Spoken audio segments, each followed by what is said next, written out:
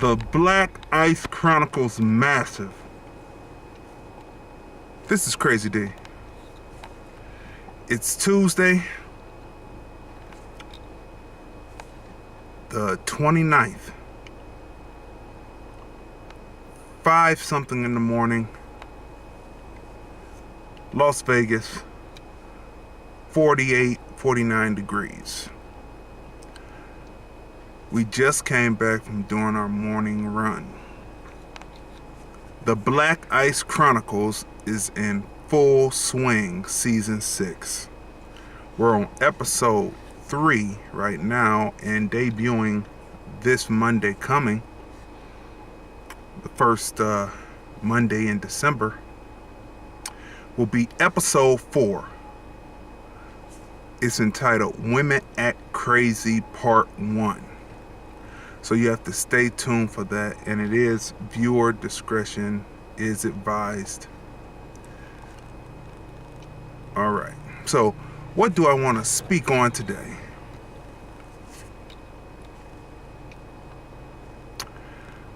You know, I waited to see what the talking heads and the commentators were going to say concerning Fidel Castro, him passing.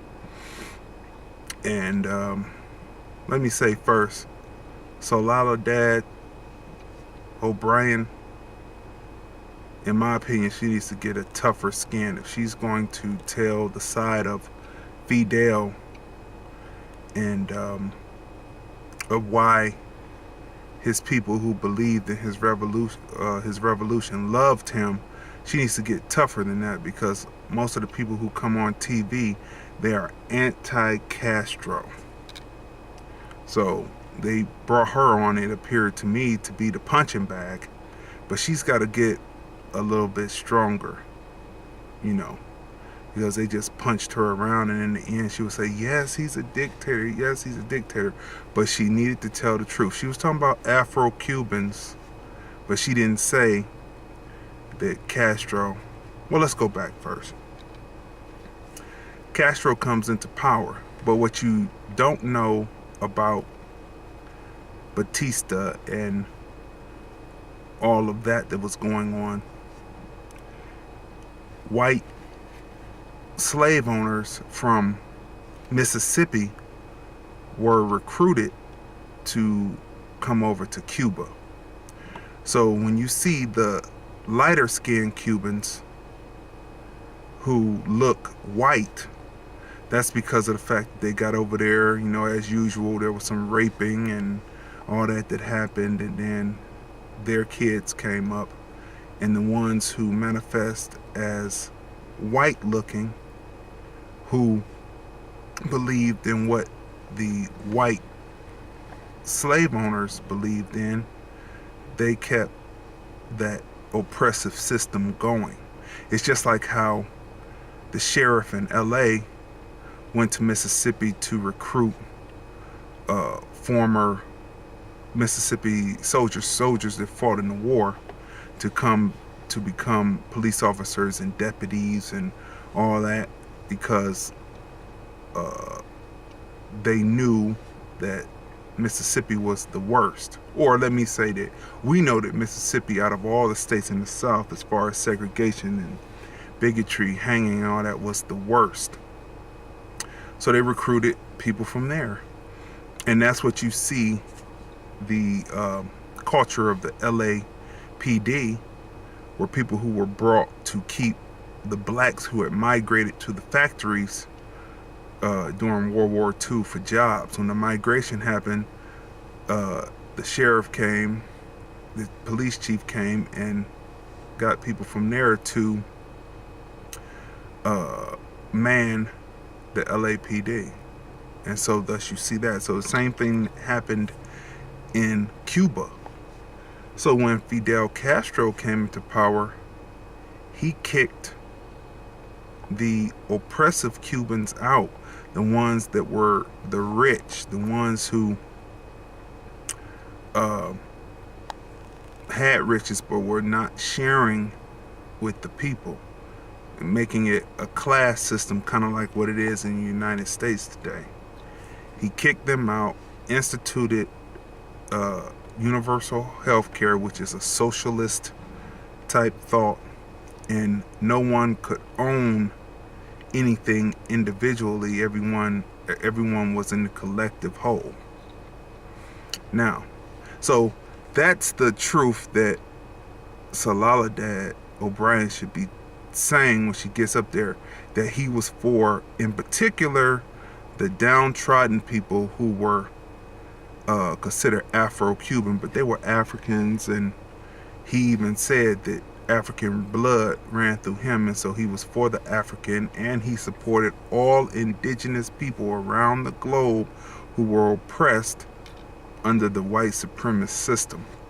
Now, like in South Africa with Winnie Mandela, when there was an article that came out in Emerge magazine, and they were talking about how they were saying, or there were suspicions that Winnie Mandela had a young African boy killed.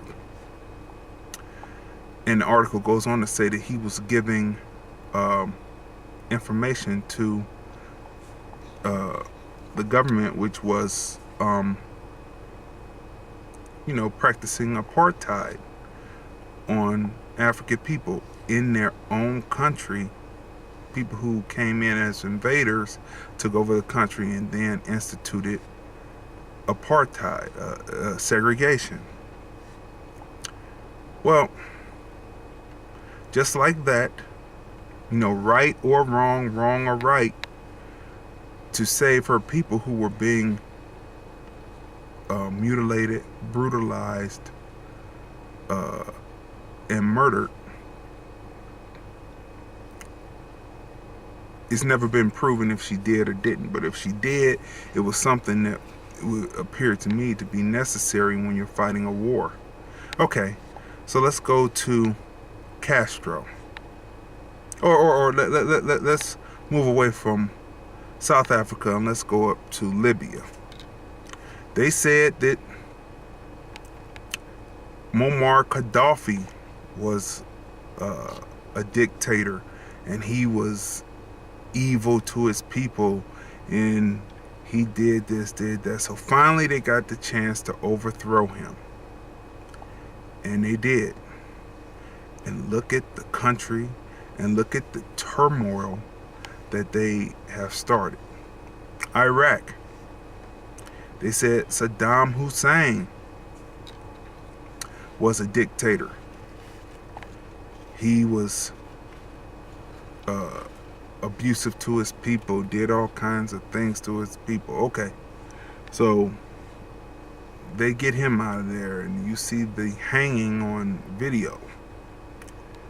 And then they killed up his kids, killed up his grandkids, so that his sons would not continue on or be able to return back to power.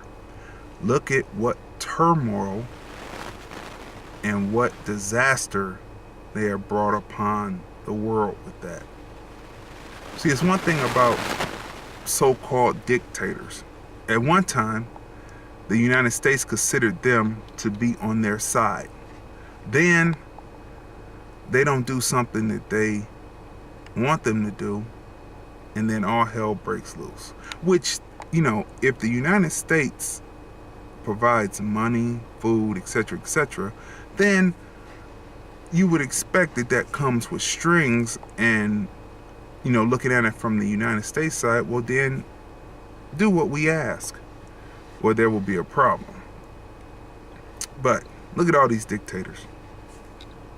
As soon as they destroy it, the people go bug wild. All the people who they say are going to be so appreciative of the United States coming in, they never seem to be appreciative, and they go on and try to start killing up American soldiers, Marines. Then some other people rise up that are worse than the dictator. What I'm saying about dictators is dictators know their people. They know what it takes to keep their people in line. That's what they know. And when you depose a dictator and you kill the dictator and you get the dictator to leave and then you put in your own government, you soon find out that it is not like America, and you have just put yourself into a poor situation. So why are they really mad at Fidel Castro? The same reason why they're mad at Haiti, because these are two countries in the Western Hemisphere that fought against and did not fall under the rule of white supremacy. Now, they're affected by white supremacy, but they did not fall to white supremacy. The only black-run state in the Western Hemisphere is Haiti.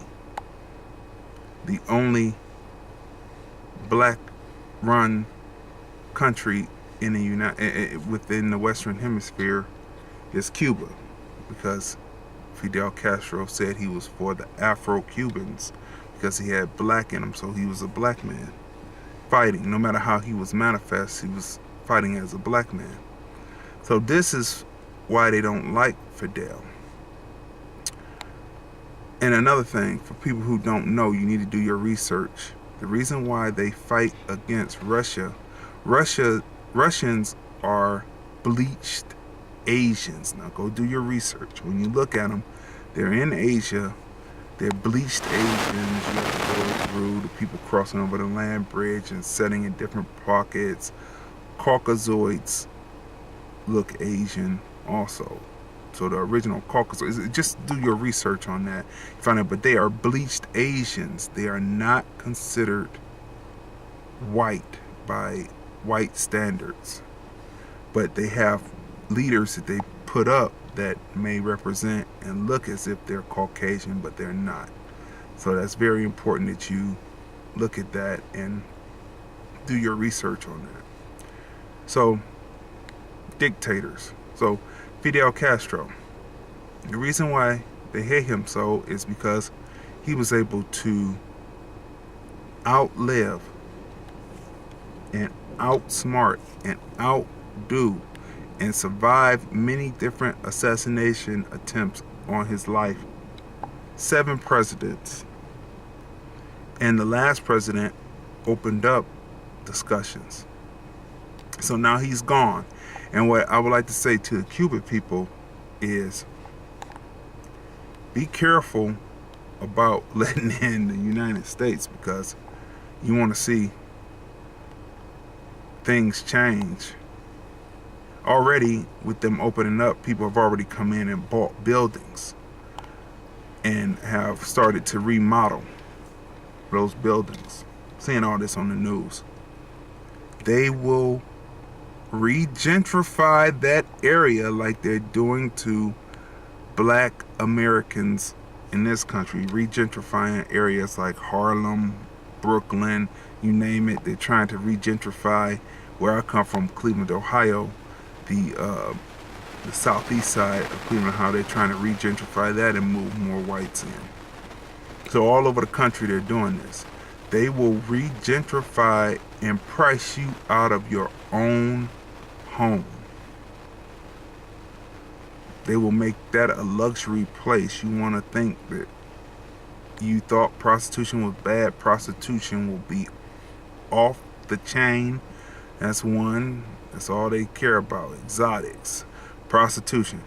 Your healthcare system, which they consider socialist, will come to an end. You will have to start paying for those drugs that you do to help you. You will be priced out of it, and it will become what is a democracy, which is actually an economic setup. And you will regret the day that you let the white supremacists back into the country. So stay tuned on this. And you know, I figure like this. I figure we're seeing the giants leave that were in the movement to rid the world of white supremacy and racism. We're seeing them leave. And the racist, yes, that's what I said, the racists are the ones who are speaking against him. So, but we're seeing him leave, and I figure that when Farrakhan passes on, we're going to have to hear all this shit too. So I hope that black people are preparing themselves for that and will be able to stand up and say, Farrakhan fought the good fight, and he wasn't anything that you said that he was. You pull all that shit out, but in the end, well, his organization has done more to wake people up and provide them with the right way. Most of the way that people eat today that are in the health food kick, they just took a page from out of How to Eat to Live. So stay tuned on this. This is some interesting times as we move into the next era. So stay tuned. That's what I'm going to talk about. So put it all together. Stay in tune. Stay tuned in. Stay focused. Stay aware. Stay awake. The BlkIce Chronicles.